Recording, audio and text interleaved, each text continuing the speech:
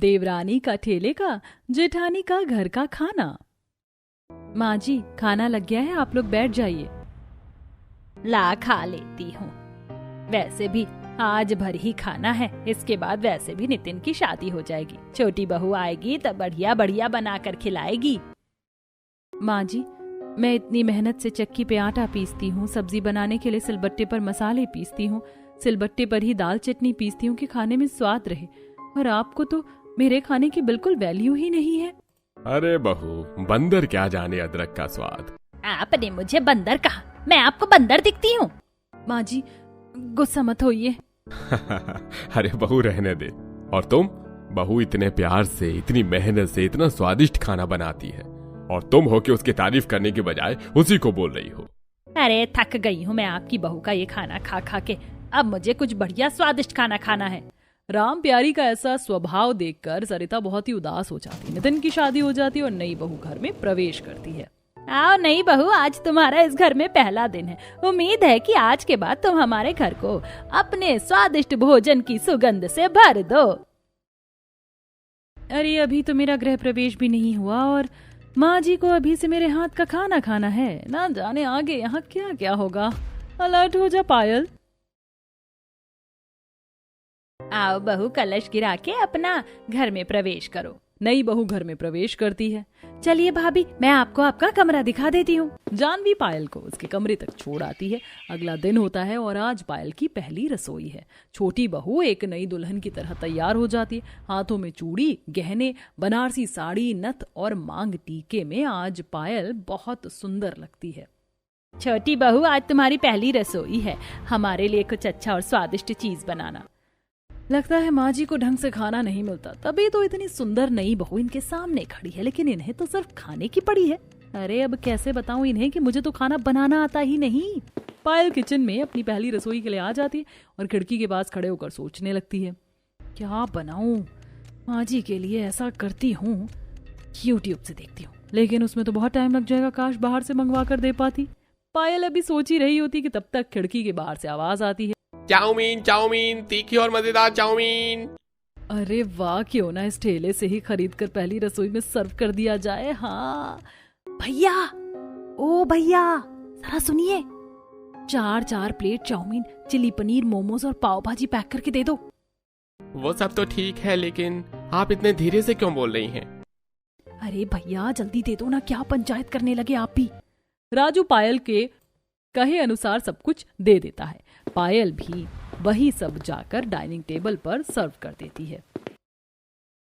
सालों बाद मैंने इतना स्वादिष्ट खाना खाया। सच में पायल बेटा, तेरे हाथों में तो जादू है, जादू। हाँ हाँ, तुम्हें ये तला भुना मसालेदार खाना ही पसंद आएगा। अरे बड़ी बहू इतने मन से और प्यार से जो बनाती है, वो तो तुम्हें हर जहर ही लगती है। कोई बात नहीं पापा जी, इसमें माँ की कोई गलती नहीं है। बातें चली रही होती हैं कि तुरंत जानवी वहाँ पहुँच जाती है। माँ बाहर चाउमीन वाला आया है, मुझे चाउमीन खाना है, मैं तो जा रही हूँ लेने। ओह नो, अगर जानवी वो चाउमीन घर में ले आई तो मेरी तो सारी पोल अभी ही खुल जाएगी। कुछ कर पायल, कुछ कर। खबरदार जानवी, तुम्हें तो पता है ना कि हमारे घर में बाहर से खाना नहीं आता। अगर तुम्हें चाउमीन खाना है तो ये खाओ, ये जो तुम्हारी नई भाभी ने बनाया है, खाने में भी बहुत स्वादिष्ट है। जानवी भी पायल की पहली रसोई का खाना खाती है। वाकई भाभी, ये तो बहुत स्वादिष्ट है, लग रहा है आपने ठेले से ही से मंगवाया है। तुम क्या ही जानो कि ये कहाँ से आया है। तुम लोगों को बेवकूफ बनाने के लिए मुझे बिल्कुल दिमाग नहीं लगाना पड़ा। सब खाना खाते और सरिता सब कुछ खड़े होकर सुन रही थी कि सब कैसे उसके खाने से बोर हो गए और पायल के खाने को बहुत पसंद कर रहे हैं। रात हो जाती है और अब खाना बनाने का समय हो चुका था। दोनों देवरानी और जेठानी रसोई घर में आती हैं। बताइए भाभी, मैं आपकी क्या हेल्प कर दूं? पायल, इस घर में सबको तुम्हारे हाथ का खाना पसंद है। ऐसा करो, तुम बताओ कि क्या और कैसे बनाना है। मैं? अरे नहीं भाभी, खाना आप ही बनाइए, और वैसे भी मुझे खाना बनाना नहीं आता, मुझे तो सिर्फ फास्ट फूड बनाना ही आता है। लेकिन पायल, हर दिन हम फास्ट फूड तो नहीं खा सकते ना। चलो ठीक है, आज तुम मुझे खाना बनाते हुए देख लो और सीख भी लो, उसके बाद तुम खाना बनाना। सरिता खाना बनाती है और सर्व करती है। ये क्या, आज फिर से तुमने वही पुराना खाना बना दिया? हाँ माँ जी, वो क्या है ना, मुझे लगा सुबह फास्ट फूड खा के आप लोगों का पेट नहीं भरा होगा, इसलिए अभी पूरा खाना, दाल चावल सब्जी रोटी बनाई है। अरे लेकिन मुझे पायल के हाथों का खाना चाहिए जैसे सुबह खाई थी। देखो पायल, अब से सुबह और शाम दोनों वक्त तुम ही खाना बनाओगी। जी मम्मी जी। अरे क्या मम्मी जी, कहाँ से बनाएगी जब तुझे आता ही नहीं है? तो ऐसा करूंगी, खिड़की से ही ठेले वाले भैया से ऑर्डर करा लूंगी और थोड़े ज्यादा पैसे दे दूंगी। ये सही है। अब पायल रोज रोज सुबह शाम घर वालों को कभी चाउमीन, कभी छोले भटूरे, कभी मोमोज और कभी पाव भाजी खाने में खिलाने लगी कि एक दिन, अरे बाप रे, न जाने मेरे पेट में इतना दर्द क्यों है। माँ ये क्या किया आपने? क्या जरूरत थी आपको ऑयली चीजें खाने की? हाँ तो क्या? अरे इस उम्र में आपको अपने खाने पीने का ध्यान रखना चाहिए, और आप हैं कि अरे अब तुम लोग मुझे ही कोसते रहोगे या मुझे अस्पताल भी लेकर चलोगे? अशोक और नितिन रामप्यारी को अस्पताल लेकर जाते हैं और पीछे से बाकी लोग भी वहाँ पहुँचते हैं। क्या हुआ डॉक्टर? क्या कोई परेशानी वाली बात है? कहीं ऐसा तो नहीं कि माँ जी की तबीयत ठेले वाला खाना खाने की वजह से हुई है? देखिए, इस उम्र में अक्सर पेट खराब हो जाता है, इसलिए खान पान पर ध्यान देना चाहिए। अभी ज्यादा दिक्कत नहीं है, लेकिन अगर ध्यान नहीं दिया तो हो सकती है। अब से आपको इन्हें सिर्फ मूंग की दाल खिचड़ी देनी है सुबह और शाम। भगवान की कृपा है कि मेरे बारे में कुछ पता नहीं चला। अरे ये डॉक्टर क्या बोल रहा है, मैं और खिचड़ी? माँ आपको मानना ही होगा डॉक्टर की बात। डॉक्टर के कहने पर रामप्यारी को जबरदस्ती खिचड़ी खिलाई जाती है, जिससे कई दिनों तक खाकर वो बहुत तंग आ चुकी थी। बारिश का मौसम हुआ है, कितने दिन हो गए कुछ चटपटा नहीं खाया। छोटी बहू, छोटी बहू। हाँ माँ, आपने बुलाया? बहू, बहुत दिन हो गए तेरे हाथ का चटकेदार कुछ खाए हुए। बारिश भी हो रही है, जा कुछ बना ला। माँ अभी आपकी तबीयत सही हुए ही कुछ दिन हुए हैं, अभी आपको वो सब नहीं खाना चाहिए। तू मेरी सास है या मैं तेरी सास हूँ? जितना कहूँ उतना कर। जाओ और जल्दी से मेले कुछ बना कर लाओ। पायल मजबूर होकर रसोई में जाती है। अगर फिर से माँ को ठेले वाला खिलाया तो माँ बीमार पड़ जाएंगी। ऐसा करती हूँ, यूट्यूब से देख के खुद ही बना लेती हूँ। पायल वैसा खाना बनाने की पूरी कोशिश करती है, लेकिन रामप्यारी को खाना पसंद नहीं आता, क्योंकि असल में वो ठेले वाला होता ही नहीं था। कई बार पायल ने ठेले जैसा खाना घर पर भी बनाने की कोशिश की, लेकिन रामप्यारी को कभी खाना पसंद नहीं आता कि एक दिन, देख पायल, अगर तूने मुझे पहले जैसा खाना खिलाया तो ये सोने के कंगन जो तुझे पसंद है वो मैं तुझे दे दूंगी। क्या सच में माँ जी? मैं अभी आपके लिए वैसा खाना लेकर आती हूँ। सरिता को कुछ ठीक नहीं लगता और वो पायल के पीछे जाती है और देखती है कि पायल एक ठेले वाले से खाना खरीद रही होती है। क्या पायल ठेले वाले से खाना लेकर माँ जी को खिलाती है?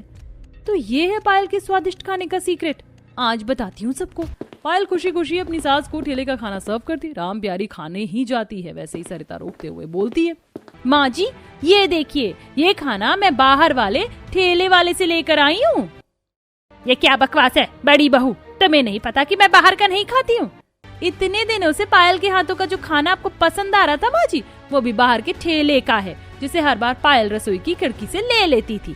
अगर आपको यकीन नहीं तो आप एक बार चख लीजिए। और माँ जी, आपकी तबीयत भी इसी ठेले के खाने से खराब हुई होगी। क्या ये सच है छोटी बहू? मुझे माफ कर दीजिए माँ जी। तुम्हें पता था कि हमारी तबीयत खराब हो गई इस खाने से, फिर भी तुम दोबारा हमारे लिए ये लेकर आई? मैं लालच में पड़ गई थी माँ, मुझे लगा सोने का कंगन मिल जाएगा, अब से ऐसा नहीं होगा। उसके बाद से पायल ठेले का खाना खरीदना बंद कर देती है। घर पर ही अपनी जेठानी से घर का खाना बनाना सीखती है और सभी घर वाले घर का ही खाना खाते हैं। आओ बहू रानी, घर के अंदर आओ। अगले दिन सुबह वैभवी अपनी पहली रसोई का खाना बना रही होती है। कुछ देर बाद, आई माँ, खाना बनाते बनाते मुझे तो बहुत तेज टॉयलेट आ गई। एक काम करती हूँ, खाना डाइनिंग टेबल पर रख के पहले टॉयलेट चली जाती हूँ। अब वैभवी खाने को डाइनिंग टेबल पर रखकर वॉशरूम जाती है, तभी वहां से गुजरती है अर्चना। अरे देवरानी जी ने खाना तैयार कर दिया, चलो मैं इन सभी खाने को डाइनिंग टेबल पर परोस देती हूँ। अर्चना डाइनिंग टेबल पर सबके लिए प्लेट लगाती है, फिर सबको खाना परोसती है। पूरा परिवार खाना खाना शुरू करता है। अरे खाना तो बहुत अच्छा बना है। अच्छा पापा जी और सब्जी दूं? रोटी लेंगे आप? माँ जी आपको कुछ चाहिए? नहीं नहीं बहू, मुझे अब कुछ नहीं चाहिए। अरे प्रिंस कपिल, तुम दोनों ने तो कुछ लिया ही नहीं, खाना अच्छा नहीं है क्या? नहीं नहीं, खाना तो बहुत अच्छा बना है। तभी वहाँ वैभवी आती है ये सब देखकर।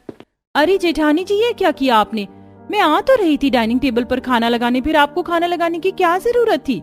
वैभवी, मुझे लगा कि तुम इतना सारा खाना बनाकर थक गई होगी, इसीलिए मैं खाना परोसने लगी। पर जेठानी जी खाना बनाया तो मैंने थे ना, फिर आप उसे कैसे परोस सकती हैं? अरे राई का पहाड़ बनाना जरूरी है क्या तुम दोनों देवरानी जेठानी को? अब एक शब्द में तुम दोनों के मुंह से मैं सुन ना लूं। अब इस तरह अर्चना दोपहर और रात में भी वैभवी के बनाए हुए खाने को डाइनिंग टेबल पर सर्व कर देती है और सबके खा लेने के बाद डाइनिंग टेबल को कपड़े से साफ कर रही होती है। क्या जेठानी जी, मैं जब से आई हूँ तब से आपको 3 टाइम बस डाइनिंग टेबल पर कपड़ा मारते हुए खाना परोसते हुए देख रही हूँ, जैसे डाइनिंग टेबल तो जेठानी जी किसी ने आपके ही नाम कर दी हो। नहीं, ऐसा कुछ नहीं है। इसी तरह अगले दिन चंदा के घर में ममता, गायत्री, सुमित्रा उससे मिलने आती हैं। छोटी बहू जा फटाफट कुछ खाने को बना ले, ये तीनों बहुत दूर से आई हैं। जी सासू माँ, वैसे जेठानी जी आप यहाँ क्यों खड़ी हैं? आप भी मेरे साथ चलिए। नहीं नहीं, ये नहीं जाएगी, तू जाकर सारा पकवान बना ले और जब बन जाए तो अपनी जेठानी को बता दियो, वो डाइनिंग टेबल पर सबको खिला देगी। ठीक है माँ जी। अब वैभवी गुस्से से तिलमिलाती हुई खाना बनाते हुए, लगता है जेठानी जी ने तो कुछ ज्यादा ही दबदबा बना रखा है। आज तो सासू माँ भी जेठानी जी का ही साथ दे रही थी, जैसे मानो किचन देवरानी के नाम और डाइनिंग टेबल जेठानी के नाम है। पर आज तो खाना डाइनिंग टेबल पर मैं ही परोसूंगी। अब गर्मी में पसीने से तरतर होकर वैभवी किचन में सबके लिए खाना बनाकर तैयार कर लेती है कि तभी अचानक उसे अपने फोन की रिंग सुनाई देती है। अरे इस वक्त किसने मुझे कॉल कर दिया? अच्छा खासा डाइनिंग टेबल पर खाना परोसने जा रही थी। कोई नहीं, फटाफट से फोन पर बात करके आती हूँ। अब वैभवी हॉल में आकर फोन पर बात करने लगती है। दूसरी तरफ चंदा रसोई में बने हुए खाने को देखकर रसोई से दूर खड़ी अर्चना से कहती है, बड़ी बहू, तेरी देवरानी ने किचन में खाना बना लिया है। मैं सभी खाने को लाकर डाइनिंग टेबल पर रख देती हूँ, तू सभी खाने को डाइनिंग टेबल पर लगा दे। ठीक है माँ जी। अब एक बार फिर डाइनिंग टेबल पर अर्चना सबका खाना परोसने लगती है। खाना तो बहुत लाजवाब बना है। हाँ, खाना तो तकरीबन बहुत अच्छा बना है। दूसरी तरफ फोन पर बात करती वैभवी, अरे अरे कोमल, तू फोन रख। तुझसे बात करने के चक्कर में मैं तो भूल ही गई कि मुझे डाइनिंग टेबल पर खाना परोसना था। अरे मैं तो कब से बोल रही हूँ फोन रख, तू ही है जो बात बना रही है।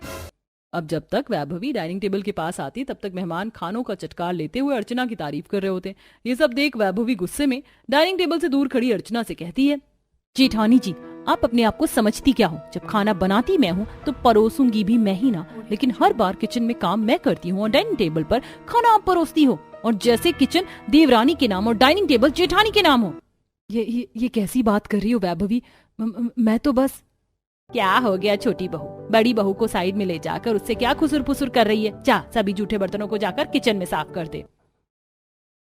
रुकिए देवरानी जी, मैं अभी डाइनिंग टेबल साफ करके सारे जूठे बर्तन इकट्ठे आपको दे देती हूँ, इससे आपको थोड़ी मदद मिल जाएगी।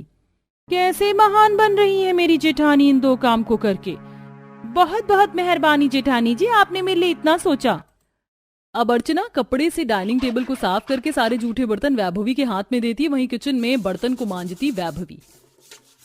अरे मुझे तो समझ में ही नहीं आ रहा कि मेरी जेठानी जी शुरू से ही किचन से दूर भागती हैं, या मेरे आते ही इनके भाव कुछ ज्यादा ही बढ़ गए हैं, जो किचन में कदम रखने से पहले इन्हें मौत आती है। ऐसे ही कुछ दिन गुजरते हैं और अब वैभवी भी अकेले किचन को संभाल कर परेशान हो चुकी होती है। तभी एक दिन वैभवी झूठा सरदर्द का बहाना करके अर्चना से कहती है, जेठानी जी, मेरे सर में बहुत दर्द हो रहा है, थोड़ी तबीयत भी ठीक नहीं लग रही है, क्या आप किचन में जाकर मेरे लिए 1 कप चाय बना देंगी? देवरानी जी, मैं नहीं बना पाऊंगी आपके लिए चाय। अगर किचन के बाहर का कोई काम है तो बोलिए, मैं वो कर देती हूँ। नहीं जेठानी जी, मुझे तो 1 कप चाय ही पीनी है, मेरे सर का दर्द चाय पीकर ही ठीक होता है। तभी वहाँ आती चंदा ये सारा नजारा देखकर, छोटी बहू, यह क्या कर रही है तू? जब बड़ी बहू कह रही है कि वो किचन का कोई काम नहीं कर पाएगी तो जबरदस्ती उसे चाय बनाने को कहना जरूरी है? जाकर खुद बना ले और मेरे लिए भी बनाना। बहू, 1 कप मेरे लिए भी बना देना। अब वैभवी गुस्से से भनभनाती हुई किचन में आकर चाय बनाने लगती है। देखा कैसे सासू माँ जेठानी जी के पक्ष में बोल रही थी, जैसे सासू माँ ने तो किचन देवरानी के नाम और डाइनिंग टेबल जेठानी के नाम कर दिया हो। अरे मैं तो इस किचन की नौकरानी बनकर रह गई हूँ, क्योंकि जेठानी जी तो किचन में कदम रखती ही नहीं है। तभी उस रात वैभवी अपने पति कपिल से लड़ती हुई, कपिल कपिल, ये सब क्या है? क्या हुआ? क्या है वैभवी? होगा क्या कपिल? तुम मुझे एक बात बताओ, बहू के हिस्से में उसका पति, उसके ससुराल वाले, उसका घर, सब कुछ आता है ना, पर तुम्हारे इस घर में सिर्फ मेरे नाम एक किचन ही क्यों किया हुआ है? और सब कुछ क्यों नहीं? और मेरे साथ तुम्हारी बड़ी भाभी, वो कभी किचन में क्यों नहीं आती? कुछ बोल क्यों नहीं रहे हो? मुंह में क्या दही जमा रखी है तुमने? मैं क्या बोलूं वैभवी, मैं बस इतना कहूंगा कि तुम्हारे नाम जो भी काम आया है तुम उसे बखूबी निभाओ। मतलब यही ना कि तुम्हारे पास भी मेरी बातों का कोई जवाब नहीं है। ठीक है, कोई बात नहीं। अब अपनी जेठानी के किचन में ना आने का रहस्य जानने की जिज्ञासा वैभवी के दिमाग में चरम सीमा पर पहुंच जाती है और उसे कुछ सुझाई नहीं देता। इसलिए अगले दिन जब घर पर कोई नहीं होता, दोनों के पति मॉर्निंग वॉक पर चले जाते हैं। वहीं सास मंदिर चली जाती है, ससुर अपने कमरे में आराम कर रहा होता है और इस मौके का फायदा उठाकर वैभवी किचन में एक टेप रिकॉर्डर पर तेज तेज डर के चिल्लाने की आवाज के साथ ड्रामा करती हुई कहती है, बचाओ बचाओ जेठानी जी, आप कहाँ हैं? जल्दी किचन में आइए, नहीं तो मैं मर जाऊंगी जेठानी जी। टेप रिकॉर्डर पर डर की आवाज और वैभवी के चिल्लाने की आवाज सुनकर अर्चना घबरा जाती है। उसके पसीने छूटने लगते हैं और वह घबराती हुई पहली बार किचन के अंदर कदम रखती है, जहां किचन का गैस ऑन होता है, जिसमें से वन्नाटेदार लौ निकल रही होती है। और आग को देखते ही अर्चना अपना सर पकड़कर तेज तेज चिल्लाने लगती है, बचाओ बचाओ, कोई है यहाँ पर? आओ देखो, आग लग गई, आग। अब सिलेंडर फट जाएगा और हम सब आग में जलकर मर जाएंगे। तभी मंदिर से आती हुई चंदा बहू की आवाज सुनकर भगकर किचन में घुसती है। कुछ नहीं हुआ बड़ी बहू, कुछ नहीं हुआ, सब ठीक है, शांत हो जा। छोटी बहू, अर्चना यहाँ कैसे आई? तुझे कहा था ना बड़ी बहू को किचन में नहीं आने देना। पर जेठानी जी को हुआ क्या है? ये ऐसे क्यों कर रही हैं? अब कुछ देर में कपिल और प्रिंस भी वहां पहुंचते हैं और अर्चना को उठाकर सोफे पर बिठाते हैं। उसके मुंह पर ठंडा पानी डालते हैं। अर्चना तुम ठीक तो हो ना? देखो सब ठीक है, कहीं कोई आग नहीं लगी। अब मैं पहले से ठीक हूँ। अरे कोई मुझे बताएगा कि जेठानी जी के साथ ये हुआ क्या किचन में जाते ही? छोटी बहू, तेरी जेठानी के दिल में एक सदमा बैठा हुआ है। कैसा सदमा माँ जी? दरअसल वैभवी कई साल पहले तेरी जेठानी की माँ रसोई में खाना बना रही थी और अचानक रसोई की सिलेंडर में आग लग गई और सिलेंडर फटने की वजह से अर्चना की माँ की दर्दनाक मौत हो गई। और यही सदमा अर्चना के दिलो दिमाग में बैठा हुआ है, जिसके कारण वह किचन में जाने से बहुत डरती है। तेरे इस घर में आने से पहले रसोई का सारा काम मैं खुद संभालती थी। जेठानी जी मुझे माफ कर दीजिए, मैं तो आपके बारे में बहुत गलत सोचती थी, पर आपके ऊपर तो दुखों का पहाड़ टूटा हुआ है। मैं हाथ जोड़कर आपसे माफी मांगती हूँ, मुझे माफ कर दीजिए। मैंने आपकी भावनाओं का मजाक बनाया। कोई बात नहीं देवरानी जी। इस दिन के बाद से वैभवी खुद अपनी जेठानी को धीरे धीरे रसोई में आना सिखाती है और देखते ही देखते अर्चना का डर भी किचन के प्रति हमेशा हमेशा के लिए खत्म हो जाता है, जिसके बाद दोनों देवरानी जेठानी मिलकर किचन को संभालने लगती हैं।